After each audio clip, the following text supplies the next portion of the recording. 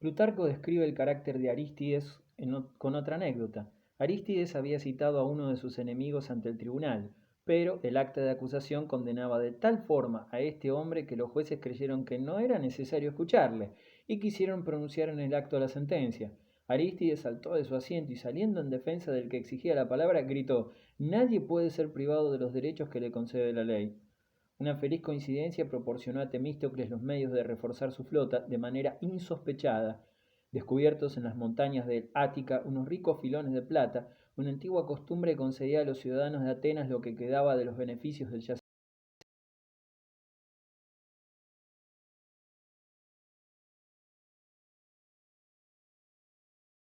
tenían derecho para dedicarlas a la flota. Nada hubiera obtenido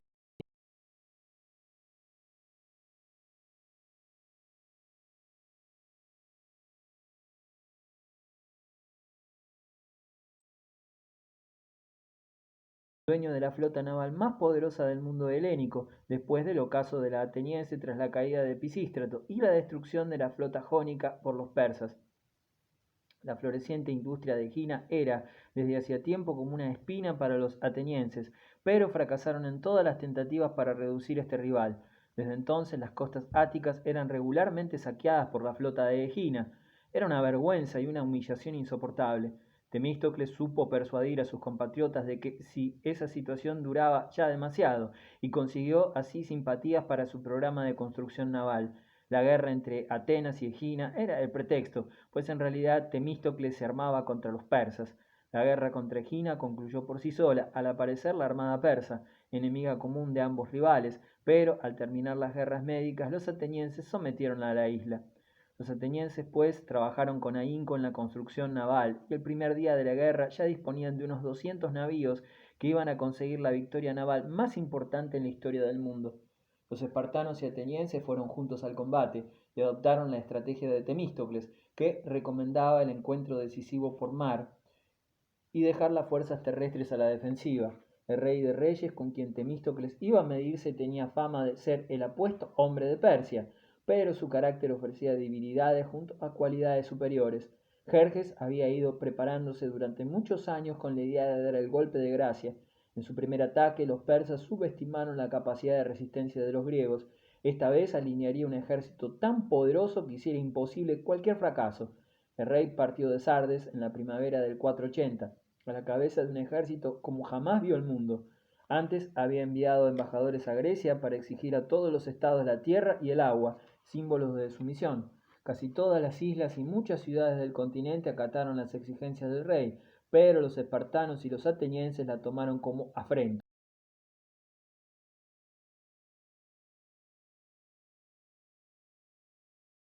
Los arrojaron un pozo. Se rompía así, en definitiva, con Persia. Sin embargo, los dioses castigaron a los espartanos por la forma insolente con que entendían la inmunidad diplomática, y durante mucho tiempo solo dictaron augurios nefastos. Hubo, pues, que reunir consejo y preguntar por doquier si había algún ciudadano dispuesto a morir por Esparta y aplacar con su sacrificio a los dioses. Dos ricos espartanos de noble origen se ofrecieron a entregarse a Jerjes para expiar el crimen de sus compatriotas, y se pusieron en camino hacia la corte de Susa. Continuaron su camino por el montañoso país hasta Susa y fueron llevados a presencia del gran rey. Primero, la guardia les ordenó prosternarse ante el soberano y besar el suelo a sus pies. Quisieron obligarles a la fuerza, pero los espartanos declararon que no lo harían aunque les pusieran la cabeza en el suelo, pues no estaban acostumbrados a postrarse ante ningún hombre ni habían venido a hacer genuflexiones. Después de eludir a fuerza de resistir esta ceremonia humillante, dijeron al rey: «Rey de los Medos, los lacedemonios nos han enviado para que puedas vengar en nosotros la muerte dada a tus embajadores en Esparta». Jerjes le respondió que no quería hacerse reo del mismo crimen que los lacedemonios, ni creía que matándolos librara a sus compatriotas de la deshonra con que se habían cubierto al quebrantar un derecho respetado por la humanidad entera. El ejército de Jerjes no constaba de millones de hombres, como pretende la tradición griega. Hubiera sido una necedad marchar contra Grecia con un ejército tan numeroso, pues tales efectivos no hubieran encontrado allí espacio suficiente para maniobrar ni avituallamientos para alimentarse. Se estima entre 60.000 o 70.000 hombres los efectivos persas, que ya es una cifra considerable para aquella época. Por otra parte, los persas constaban con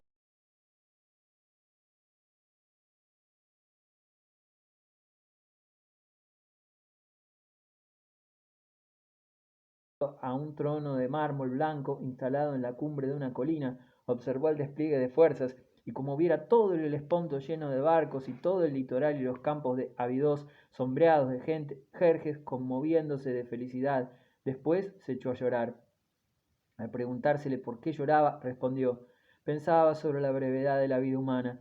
¿Es posible que de todo este innumerable ejército de hombres que estamos contemplando no quede uno solo dentro de 100 años? Según Heródoto, de todos los pueblos que formaban aquel ejército, los persas eran los mejor equipados.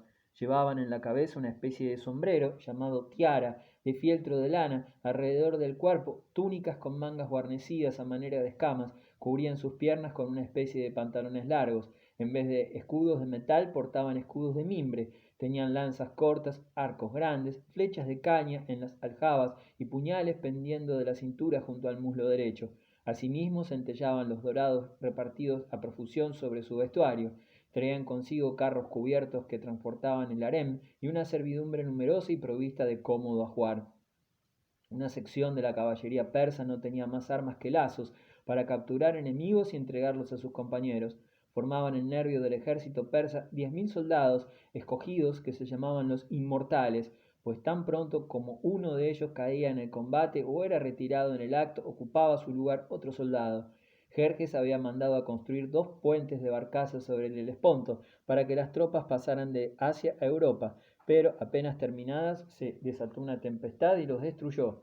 Cuando Jerjes lo supo, se encolerizó y mandó a azotar el Helesponto y echarle cadenas. Mientras se azotaba al mar, le dirigían injurias tan dementes como groseras. Oh, las amargas, tu dueño y señor es quien te inflige este castigo, ya que le has ofendido.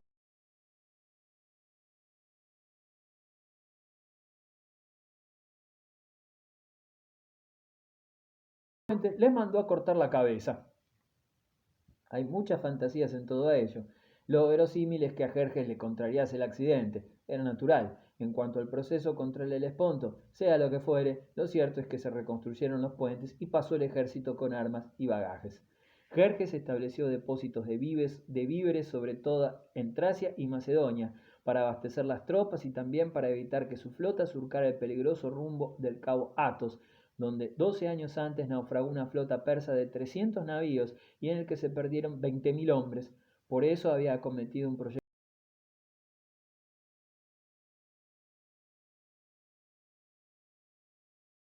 en la península balcánica. Los helenos habían determinado retener el máximo de tiempo a las tropas de Jerjes en el desfiladero de las Termópilas, lugar por donde tenían que pasar por necesidad para ir de Tesalia a Grecia central.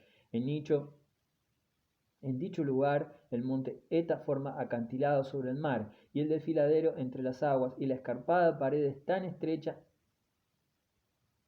entonces que los carros tenían que pasarlo en hilera. Hoy es mucho más ancho, gracias a las aluviones de un río, el Esperquios. En este lugar, Leónidas situó unos 5.000 soldados, entre ellos 300 espartanos selectos y 1.000 hombres de las regiones vecinas. Más lejos, hacia el este, en la extremidad septentrional de Eubea, la flota griega tomaba posiciones para un combate decisivo. Los griegos contuvieron durante 6 días el avance enemigo en las Termópilas. Jerjes llegó al lugar y mandó un mensajero a Leónidas para invitarle a entregar las armas. Los espartanos respondieron: ven a tomarlas. Asimismo, cuando se les dijo a estos que los persas eran tan numerosos que oscurecerían el sol con sus flechas, exclamó uno de los soldados: tanto mejor, así combatiremos a la sombra. Jerjes esperó a que todas sus tropas se concentraran allí, convencido de que los griegos ante tan gran multitud evacuarían el desfiladero sin lucha.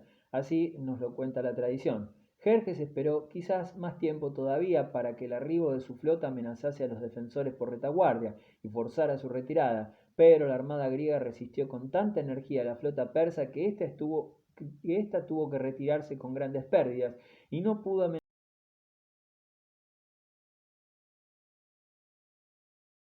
Los defensores recibieron ayuda del Peloponeso.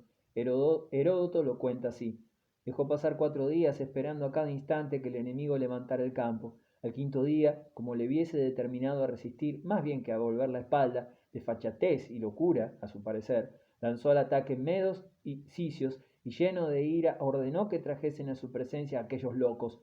Los medos, lanzados contra los griegos, cayeron en gran número y otros acudieron en su ayuda, pero el esfuerzo fue tenazmente quebrantado. Como los medos fueron acogidos con tanta aspereza, se les retiró del combate y fueron sustituidos por los inmortales, creyendo que éstos, al menos, liquidarían al enemigo con facilidad y rapidez, pero no tuvieron mejor fortuna que los batallones medos, por combatir en un corredor angosto y con lanzas más cortas que las griegas. La superioridad numérica de nada les servía. El combate duró 2 días, con grandes pérdidas para los persas, que en aquel desfiladero tan estrecho no podían emplear su mejor arma, la caballería, pero un traidor condujo a Jerjes por un sendero que rodeaba las Termópilas y su nombre, Efíaltes, quedó como ludibrio para la posteridad. Muchos caminos atraviesan hoy aquellas montañas, pero en la época de las guerras médicas solo bosques casi impenetrables cubrían la mayor parte de la región.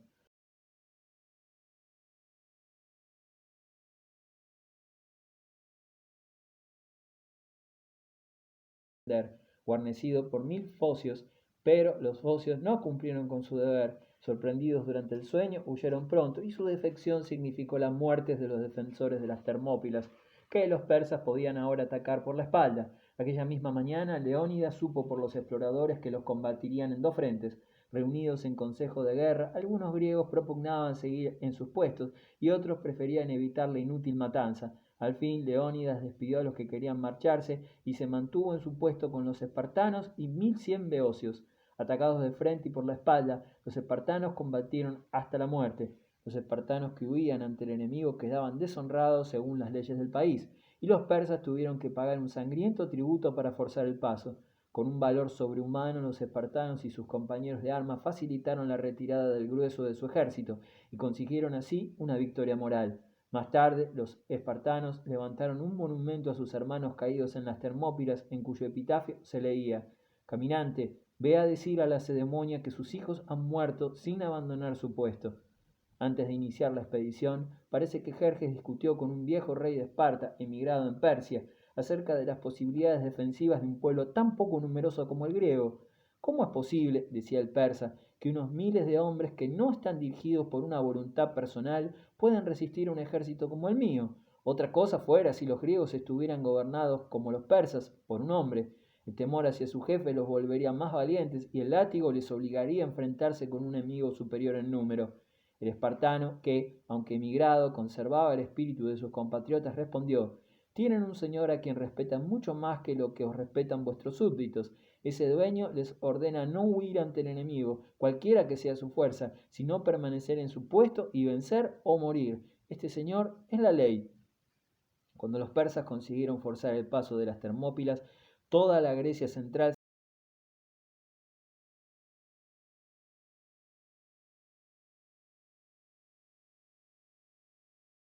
Leónidas, la flota griega abandonó sus posiciones de Eubea al enemigo y evacuó Atenas y el Ática. Temístocles embarcó a todos sus hombres útiles en los navíos que anclaron ante el Ática y la isla de Salamina, y los atenienses buscaron refugio para sus mujeres y niños en Salamina, Egina y el Peloponeso. Reunidos las escuadras de Corinto y otras ciudades costeras con los navíos atenienses cerca de Salamina, toda la flota griega sumaba de 300 a 400 navíos. Un oráculo de la pitonisa había preconizado que muros de madera salvarían a Atenas. Por muros de madera hay que entender naturalmente la flota, decía Temístocles, y parece ser que así persuadió a sus conciudadanos a entablar la batalla decisiva por mar. Desde Salamina, los atenienses presenciaron el saqueo del Ática y la destrucción de Atenas y de la Acrópolis por los persas. Los bárbaros se vengaban así del incendio de Sardes.